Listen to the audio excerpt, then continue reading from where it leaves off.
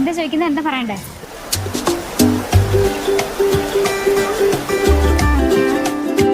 ആദ്യമായിട്ട് കണ്ട് ഉറപ്പിച്ചതിന് ശേഷം 2 മാസം കഴിഞ്ഞിട്ട്. അതെ, പക്ഷെ അതിന് മുന്നേ ഞാൻ കണ്ടു. ഞാൻ ഷിപ്പില് സെയിൽ ചെയ്യണ സമയത്ത് ഫേസ്ബുക്കിൽ കണ്ട്, അങ്ങനെ കൂട്ടുകാരി ആദ്യം റൂട്ടാക്കി, കൂട്ടുകാരി വഴിയാണ് ഞാൻ നടത്തി പോയത്.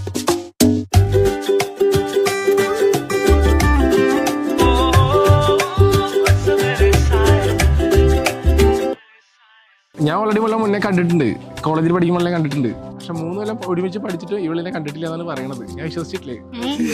ഞാൻ വിശ്വസിച്ചിട്ടില്ലേ?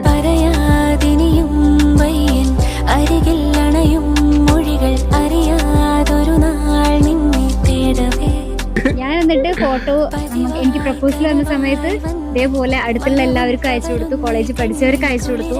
നമുക്കറിയില്ലല്ലോ സ്വഭാവം എങ്ങനെയാണ്. എന്റെ ബെസ്റ്റ് കൂട്ടുകാരനാണ് വിളിച്ച് അന്വേഷിച്ചത്.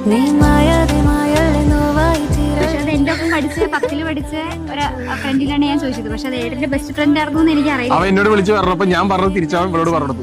അടിപൊളി ചെക്കനാണ്, ഒരു കുഴപ്പമില്ല, സെറ്റാണ്. കൂടുതൽ സെൻസിറ്റീവാ, വേറെ ഇഷ്യൊന്നുമില്ല. എല്ലാ പെൺകുട്ടികളും അങ്ങനെ തന്നെയല്ലേ.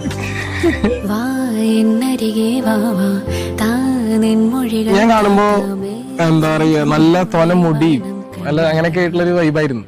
ഇപ്പൊ അത്ര ഇല്ലെങ്കിലും പക്ഷെ എന്നാലും ഉണ്ട്. അപ്പൊ ആ ഒരു വൈബ് കണ്ടപ്പോ എന്റെ അമ്മയ്ക്ക് നല്ല മുടിയുള്ള കുട്ടികളൊക്കെ ഭയങ്കര ഇഷ്ടമാണ്. അപ്പൊ അങ്ങനെ ഒരു വൈബില് ഇഷ്ടപ്പെട്ടാണ്. പിന്നെ വളയ്ക്കാൻ നോക്കി നടന്നില്ല. അപ്പൊ എന്നെ വീട്ടിൽ പോയി ചോദിച്ചോളം പറഞ്ഞ അങ്ങനെ ചോദിച്ചു.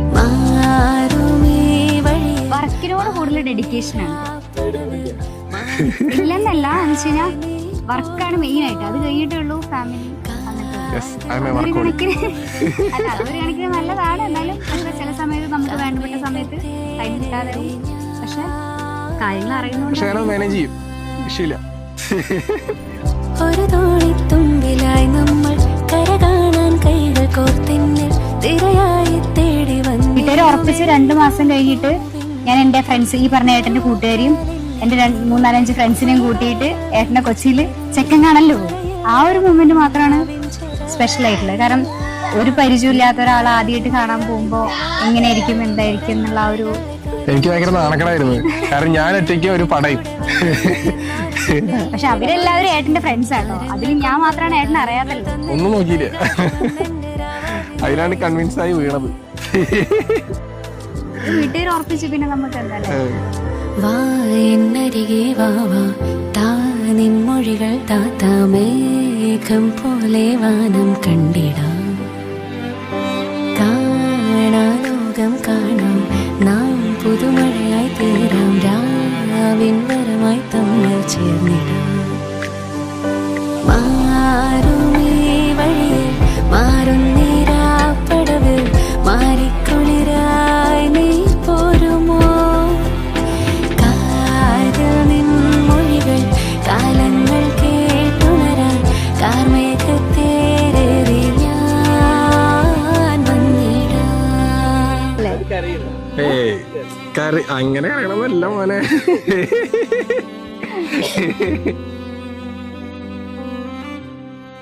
എന്റെ ഫാമിലി ആയിട്ടാണെങ്കിലും എല്ലാവരുമായിട്ട് പെട്ടെന്ന് മിങ്കിളായി. ഇപ്പോൾ ഇവരൊരു ഫ്രണ്ട്സ് പോലെയാണ്. എൻ്റെ അനിയനും ചേച്ചിയുടെ ഹസ്ബൻഡും എല്ലാവരും കൂടി. അതൊക്കെ കാണുമ്പോൾ വീട്ടുകാർക്കൊരു സന്തോഷം, എനിക്കും സന്തോഷം.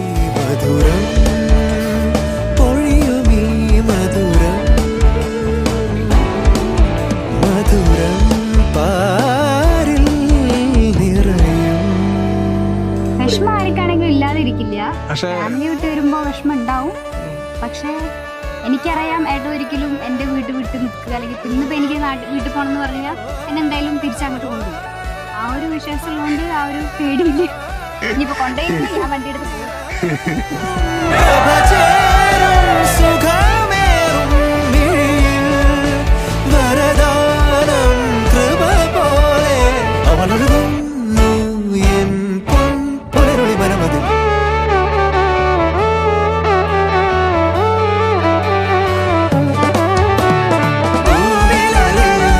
പ്രൗഡാണ് ഞാൻ പ്രൗഡാണ് ഇങ്ങനെ ഒരാളെ കിട്ടിയാല്.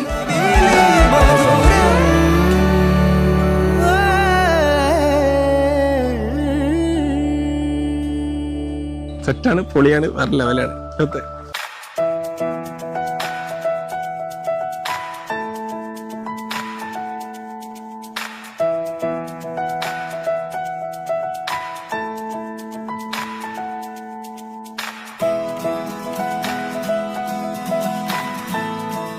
ഹാപ്പിയാണ്, ഒരുപാട് സന്തോഷം.